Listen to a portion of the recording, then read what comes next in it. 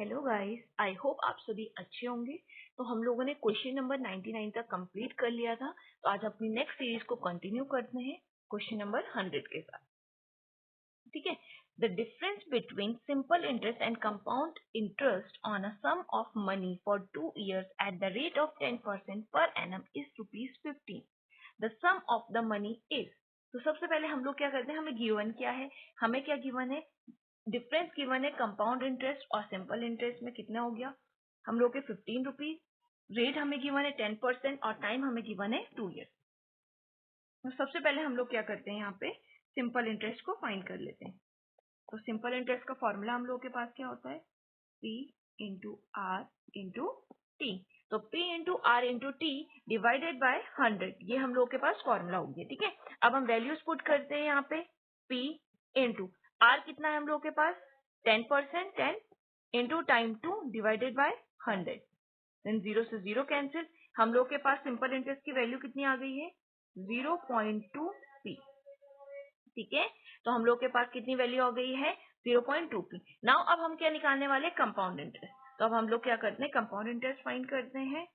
Compound interest equals to क्या formula होता है, A माइनस P। अमाउंट का फॉर्मूला होता है 1 माइनस R अपॉन 100। पावर में कितना हो जाएगा, T। इस माइनस में हम लोग के पास क्या है यहाँ पे, P। ठीक है, अगर हमें अब हम इसमें वैल्यूज पुट करते हैं। जब हम वैल्यूज पुट करेंगे, साथ में मैं क्या कर रही हूँ, P को भी कॉमन ले लेती हूँ। P कॉमन ले लिया है, अंदर क्या बचेगा, 1 माइनस R अपॉन 100। R की वैल्यू हम लोग के पास कितना गिवन है, 10 अपॉन 100। टाइम कितना बोला गया है, 2 years माइनस 1। अब हमने P कॉमन ले लिया तो 1 बचेगा अंदर।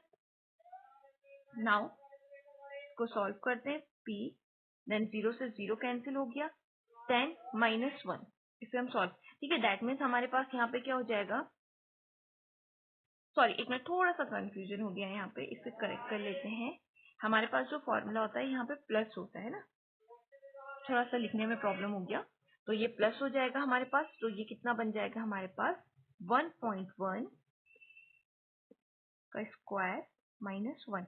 अब 1 का हम स्क्वायर करें या ना करें कोई फर्क तो पड़ेगा नहीं, 1 ही रहता तो मैं इसको 1 का स्क्वायर भी तो लिख सकती हूँ, कोई प्रॉब्लम नहीं होगी। ठीक है, नाउ हम आगे सॉल्व करते हैं। हमें पता है ए स्क्वायर माइनस बी स्क्वायर का हम लोगों के पास फॉर्मूला क्या होता है, तो हम यहाँ पे पुट कर देते हैं। तो P ब्रैकेट, इसको मैं 1.1 माइनस का 1 इस तरीके से लिख सकते हैं, या आप डायरेक्ट फाइनली भी आंसर इसे लिख सकते हो, कोई इश्यू नहीं होगा यहाँ पे। तो ठीक है, तो मैं इसको इस तरीके से आपको एक्सप्लेन करने के लिए लिख देती हूँ, नहीं तो मैं डायरेक्टली आंसर भी लिख सकती थी, बट आई थिंक कि आप लोगों को क्लियरिटी के साथ समझ में आए, ये ज्यादा इंपॉर्टेंट है। तो 1 पॉइंट हमने क्या किया, यहाँ पे फॉर्मूला लगाया है, मैं आपको बता देती हूँ, ए स्क्वायर माइनस बी स्क्वायर का हमने यहाँ पे फॉर्मूला ओपन करा है। ठीक है, तो ए स्क्वायर माइनस बी स्क्वायर का आप सभी को फॉर्मूला पता होगा। चलिए मैं आप लोगों को लिख के भी बता देती हूँ, इसका फॉर्मूला होता है ए प्लस बी और ए माइनस बी, जो कि मैंने यहाँ पे पुट करा है। ठीक है, इस इक्वेशन में मैंने यहाँ पे यही पुट करा है। ठीक है, आई होप आप सभी को समझ में आया होगा। ठीक है, तो अब हम लोग इसे कंटिन्यू करते हैं क्वेश्चन को आगे। ठीक है, तो आप चाहो तो इसका स्क्रीनशॉट भी ले सकते हो समझने के लिए। ठीक है, नाउ ठीक है, तो हम लोगों ने क्या किया, यहाँ पे वैल्यू सॉल्व करी, देन हम कंपाउंड इंटरेस्ट हम लोग सॉल्व कर ही रहे हैं जैसे कि, तो इक्वल्स टू करके हमने यहाँ पे लिख दिया है, कितना आ गया P। यहाँ पे कंपाउंड इंटरेस्ट लिख देती हूँ क्योंकि अब थोड़ा सा रब करना पड़ा था। तो हम लोग के पास 2.1 इंटू 0.1, तो कितना आंसर हो जाएगा हमारे पास, 21, यानी कि 0.21 P। P for principal. Then हम लोग के पास क्वेश्चन में बोला कि डिफरेंस, तो हमें क्या गिवन है, कंपाउंड इंटरेस्ट का और सिंपल इंटरेस्ट का डिफरेंस बोला गया है। तो कंपाउंड इंटरेस्ट कितना आया हमारे पास, 0.21 P, और हमारे पास जो सिंपल इंटरेस्ट आया था वो कितना आया हम लोग के पास, 0.2 P। कंपाउंड इंटरेस्ट और सिंपल इंटरेस्ट का हमें डिफरेंस गिवन है, कितना गिवन है, 15। The difference is 15 equals to, minus करते हैं हम, सब्ट्रैक्ट करते हैं तो हमें मिलेगा 0.01 P। हम इसको क्रॉस मल्टीप्लाई करेंगे, अपॉन में अगर कुछ नहीं होता है तो 1 होता है, क्रॉस मल्टीप्लाई करते हैं तो P की वैल्यू कितनी हो जाएगी, 1500। तो हमारे पास राइट ऑप्शन हो गया क्वेश्चन। तो हमारा राइट ऑप्शन कौन सा हो जाएगा? Option number B is correct. That means option number B 1500। ठीक है, आई होप आप सभी को समझ में आए होंगे question. Now the next question is 2 cubes of each 12 centimeter edges are joined together end to end। अब देखो आपके पास 2 क्यूब है, ठीक है। अब आपके पास क्या इस तरीके से 2 क्यूब्स अवेलेबल है। अब जब आपके पास 2 क्यूब्स अवेलेबल है तो आपने क्या किया, इन दोनों को ज्वाइन कर लिया। जब आपने ज्वाइन किया तो आप लोगों के पास क्या हो जाएगी, यहाँ पे जो लेंथ है वो आपस में क्या हो जाएगी, इंक्रीज हो जाएगी। ठीक है, तो लेंथ हमारी कितनी हो जाएगी, हमारे पास यहाँ पे इंक्रीज हो जाएगी। तो लेंथ हमारे पास कितनी हो जाएगी। अब देखो यहाँ पे हमारे पास कुछ चीजें सेम रहने वाली, जैसे हाइट हमारे पास 12 ही रहेगी। ठीक है, हाइट हमारे पास क्या रहेगी, हाइट हमारी 12 ही रहेगी, ब्रेथ हमारे पास 12 ही है, लेकिन जो लेंथ है वो क्या हो गई, इंक्रीज हो गई, है ना। तो लेंथ कितनी हो गई, 12 प्लस 12, 12 प्लस 12, तो हमारे पास कितना हो जाएगा, ये 24 हो जाएगा, है ना। तो ये हमारे पास 12 प्लस 12 24 हो गया। तो अब हम लोगों को क्या करना है, इस अकॉर्डिंगली क्वेश्चन को सॉल्व करना पड़ेगा। ठीक है, तो हमें पता है कि 12 प्लस 12 हो जाएगा, तो ये हमारे पास 24 हो जाएगा। ठीक है, अब मैं इसको थोड़ा सा हम और अच्छे से सॉल्व करते हैं। अब हम क्वेश्चन में बोला गया है सरफेस एरिया ऑफ क्यूबॉइड। तो सरफेस एरिया का फॉर्मूला क्या होता है हम लोगों के पास, सरफेस एरिया का फॉर्मूला होता है 2LB plus BH plus HH, ये हम लोगों के पास फॉर्मूला होता है। तो अब हम क्या करते हैं, इसमें वैल्यूज पुट करते हैं, सॉल्व कर देते हैं। 2 ब्रैकेट कितना हो जाएगा हमारे पास यहाँ पे, 12 इंटू 24 प्लस सॉरी थोड़ा सा वैल्यूज पुट में मिस्टेक हो गई, ये हो जाएगा 24 into 12 plus 12 into 12 plus height हमारे पास 12 इंटू 24। ठीक है, इस तरीके से ये हम लोगों के पास हो गया। देन जब हम इसको सॉल्व करते हैं, ठीक है, अब जब हम इसे सॉल्व करेंगे तो हमारे पास क्या हो जाएगा, ऑप्शन इसे सॉल्व करने पे हमें वैल्यूज मिल जाएंगी 1 4 4 0। हमने सॉल्व करा, हमें दैट मीन्स कि हमारे पास कौन सा ऑप्शन करेक्ट हो जाएगा, option number D is correct. ठीक है, अब देखिए यहाँ पे क्या होता है ना, काफी सारे बच्चे ऐसे बोलेंगे कि नहीं हम लोग के यहाँ पे क्या होगा कि लेंथ हमारी 24 नहीं होगी, ब्रेथ 24 होगी। कोई प्रॉब्लम नहीं है, ये प्रॉब्लम इसलिए नहीं है कि डिपेंड करता है कि आपने हॉरिजेंटली क्यूब्स को ऐड ऑन किया है या वर्टिकली आपने ऐड ऑन किया है। देखिए इससे कोई इश्यू नहीं होने वाला है कि आप 24 आप लेंथ को 24 ऐड कर रहे हो या ब्रेथ को 24 ऐड कर रहे हो, आंसर आपका हमेशा सेम ही आएगा। तो आंसर में कभी भी यहाँ पे कोई वेरिएशन नहीं आएगा। ठीक है, आई होप आप सभी को इतना क्लियर होगा। Now the next question is the LCM of 10xy 12yz and 15zx। तो हमें एलसीएम बताना है, तो सबसे पहले हमें एक चीज पता है, x y z तो हमारे एलसीएम में होंगे, है ना, x y z तीनों में आ गए।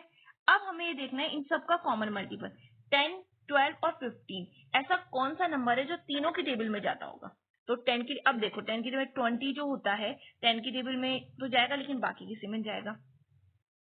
देन 30 नहीं जाएगा, 40 नहीं जाएगा, 50 नहीं होगा डिवाइड कंप्लीटली 12 और 15 की टेबल से। देन हमारे पास 60 जो होता है वो नंबर क्या है, 10 की टेबल से भी डिवाइड होता है, 12 की टेबल से भी डिवाइड होता है एंड 15 की टेबल से भी डिवाइड होता है। दैट मीन्स हमारे पास कितना हो जाएगा यहाँ पे 60। तो हमारा राइट ऑप्शन हो जाएगा 60 x y z। So the right option is option number B. ठीक है, आई होप आप सभी को इतना समझ में आया होगा।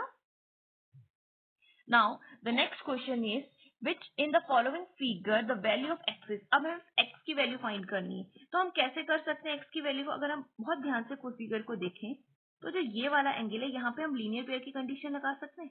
तो ये क्या हो जाएगा हमारे पास, हमें पता है जो एक लाइन होती है इस तरीके से एंगल बन रहा है 110 डिग्री। ठीक है, तो ये क्या होगा, इसको हम इस एंगल को हमें फाइंड करना होगा। तो हम कैसे करेंगे, 180 डिग्री में से अगर हम 110 डिग्री को माइनस करेंगे तो कितना मिलेगा, 70 डिग्री।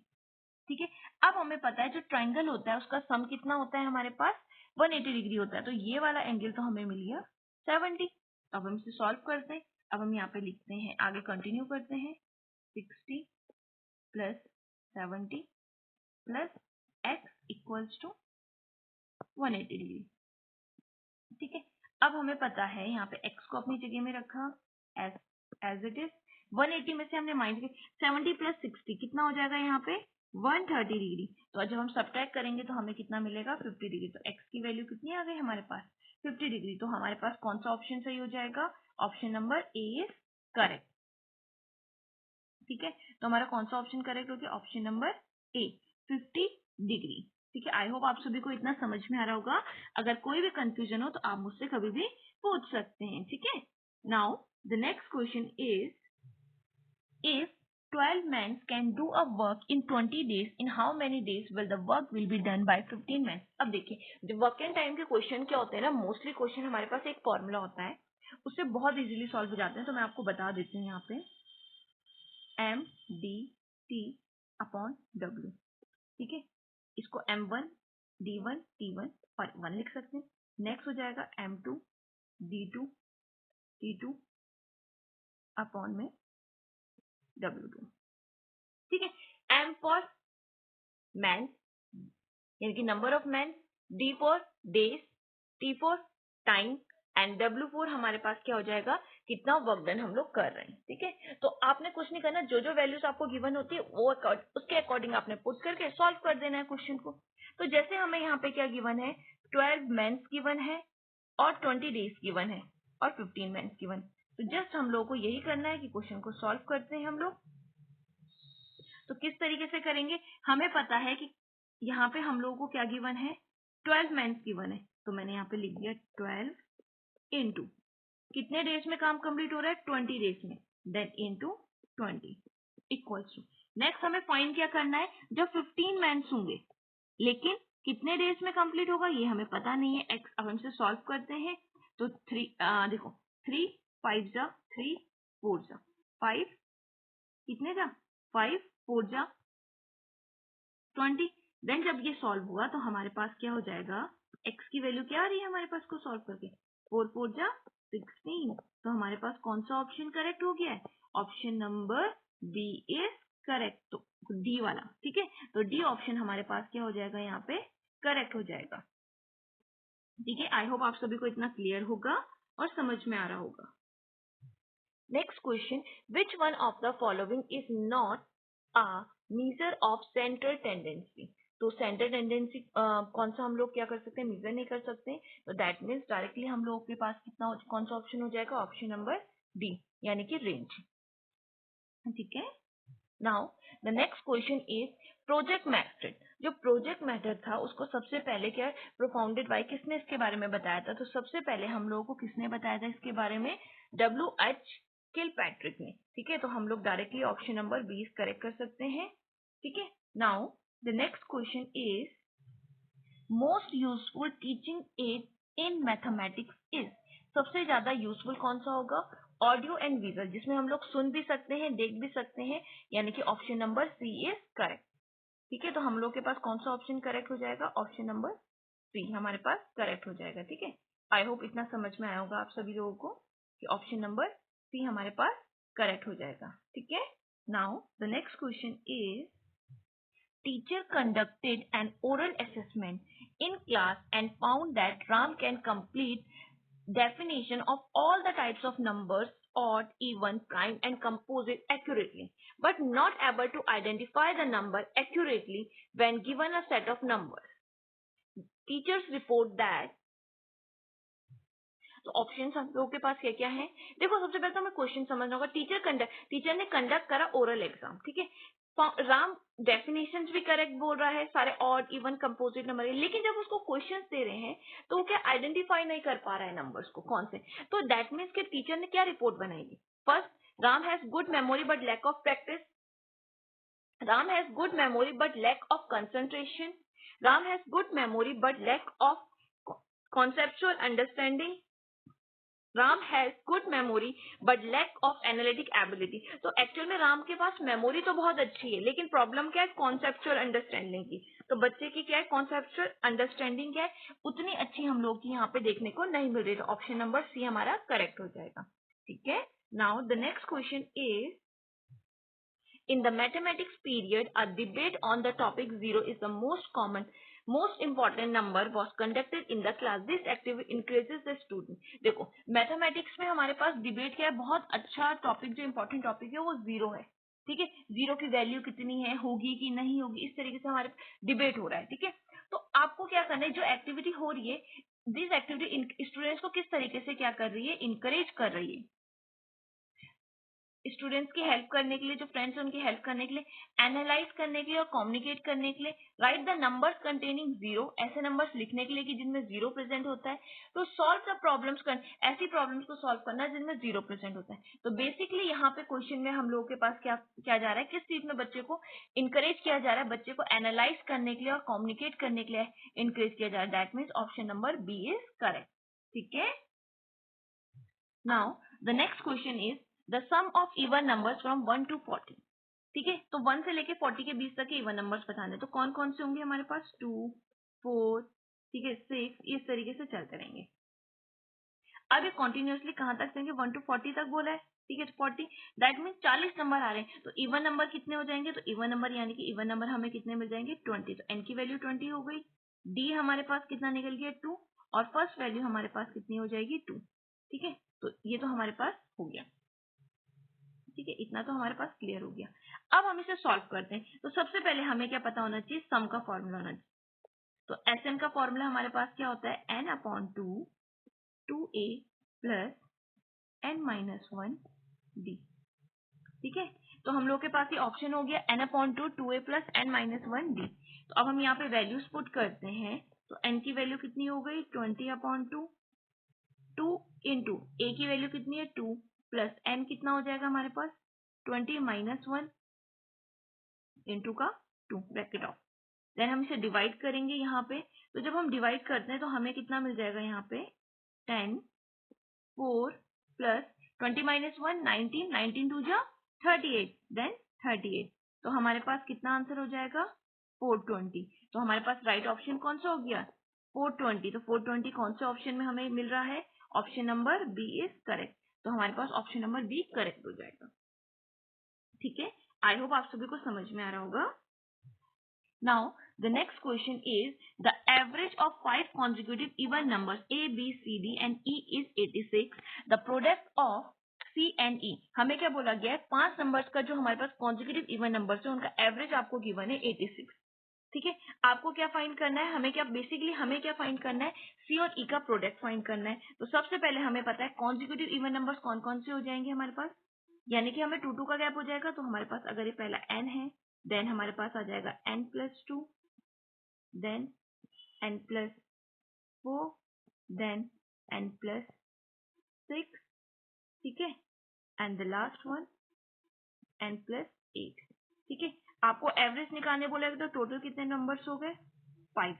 वो किसके इक्वल हो जाएगा यहाँ पे, 86 के इक्वल, ठीक है।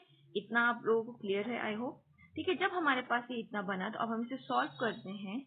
तो जब हम इसे सॉल्व करते हैं तो हमारे पास कितना हो जाएगा, n को हम लोगों ने यहाँ पे क्या करा, 1 2 3 4 5 टाइम्स n आया। तो हमारे पास कितना हो जाएगा, 5n प्लस 4 प्लस 6 10, 8 + 2 10। तो बेसिकली हमारे पास ये कितना हो जाएगा, 20। अब देखिए ये 5 तो इधर मल्टीप्लाई में चला गया, तो 86 इंटू 5, ठीक है। आई होप इतना आप लोगों को समझ में आ रहा होगा। अगर कुछ भी कंफ्यूजन हो तो आप पूछ सकते हैं, ठीक है। इनका 86 और 5 इसका प्रोडक्ट कितना होता है, 430, ठीक है। मैंने यहीं पे डायरेक्टली लिख लिया है, ठीक है। अब जब हमारे पास इतना आया तो अब हम इसे आगे सॉल्व करते हैं। तो 5n = 430 - 20। जब माइनस करेंगे तो हम लोग के पास कितना मिल जाएगा, हम लोग को यहाँ पे 410। इसको सब्ट्रैक्ट करने पे तो हमें कितना मिल जाएगा, यहाँ पे 410। तो n की वैल्यू कितनी हो गई, 410 divided by n, sorry divided by, हम लोग के पास कितना हो जाएगा यहाँ पे 5। तो डिवाइड करने पे हमें कितना मिला, 8 जा 2 जा। तो n की वैल्यू हमें मिल गई 82। अब हम लोग को फाइंड क्या करना है आगे क्वेश्चन में,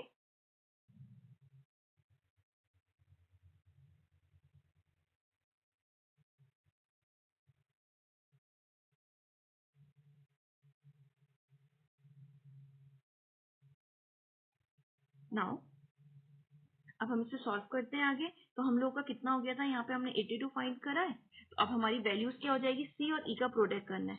तो हम लोग को क्या करना है, यहाँ पे सी एंड ई का हमें यहाँ पे प्रोडक्ट करना है। तो सी इंटू ई, तो हमें कितना मिल जाएगा यहाँ पे n प्लस 4 और नेक्स्ट हम लोग के पास था n प्लस 8।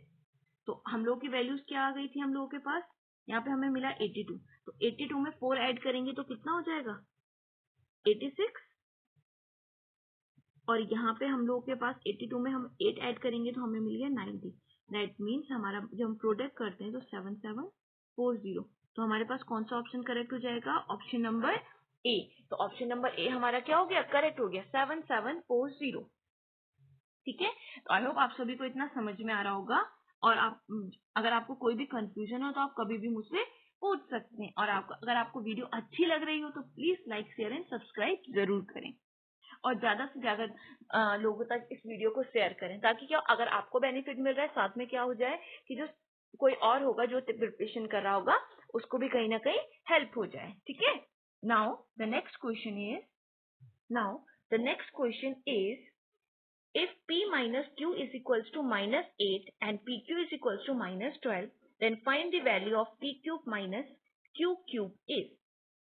तो सबसे पहले हमें क्या पता होना चाहिए, फॉर्मूला पता होना चाहिए। ठीक है, तो क्वेश्चन तो आप तभी सॉल्व कर पाओगे। तो हमारे पास क्या होता है, P cube minus Q cube का फॉर्मूला क्या होता है, P minus Q then P square plus Q square plus P cube. ठीक है, तो हमारे पास यहाँ पे क्या हो जाएगा, स्क्वायर पी क्यू, ये हम लोग का फॉर्मूला होता है। तो हम लोग को यहाँ पे देखो p माइनस क्यू गिवन है, लेकिन हमें क्या चाहिए, P square plus Q square चाहिए। तो हम इस क्वेश्चन को सॉल्व करते हैं। तो हमने यहाँ पे लिखा p माइनस क्यू का होल स्क्वायर, तो p का स्क्वायर प्लस q का स्क्वायर प्लस 2pq। ठीक है, अब जब हम इसे सॉल्व करेंगे तो हमें वैल्यूज पता है कि p माइनस क्यू की वैल्यू हमें गिवन है -8 का square, P square plus Q square तो ये हम फाइंड कर लेंगे, प्लस 2 इंटू, और हमें पी क्यू की वैल्यू कितना गिवन है, -12। तो हम इसे सॉल्व करेंगे तो हमें मिल जाएगा P square plus Q square equals to 40। ठीक है, तो हमें क्या मिल गई वैल्यू, ये वैल्यू मिल गई। ठीक है, तो हम लोग के पास ये वैल्यू क्लियर हो गई है। ठीक है, अब हमें क्या लगाना है, फॉर्मूला लगा देंगे हम लोग, यहाँ पे फॉर्मूला पुट ऑन करेंगे आगे जाके। पॉइंट क्या करना है, P cube minus Q cube. तो P cube minus Q cube का अब हम लोग के पास फॉर्मूला क्या हो जाएगा, अब हम पुट करते हैं P cube minus Q cube. तो फॉर्मूला क्या था, पी माइनस क्यू, तो पी माइनस क्यू, अगेन मैं लिख देती हूँ क्योंकि कंफ्यूजन ना हो, Q square plus P Q. तो पी माइनस क्यू की वैल्यू हमें कितना गिवन है, -8। देन हम लोग के पास P square plus Q square 40। Then हमारे पास पी क्यू की वैल्यू गिवन है हमें -12, तो प्लस माइनस माइनस माइनस का 12। देन हमने इसको सॉल्व करा तो हमें कितना मिल गया, 224 माइनस का। दैट मीन्स कि हमारे पास कौन सा ऑप्शन करेक्ट हो जाएगा, -224। Option number B is correct. तो हमारे पास ऑप्शन नंबर बी हमारा करेक्ट हो गया है।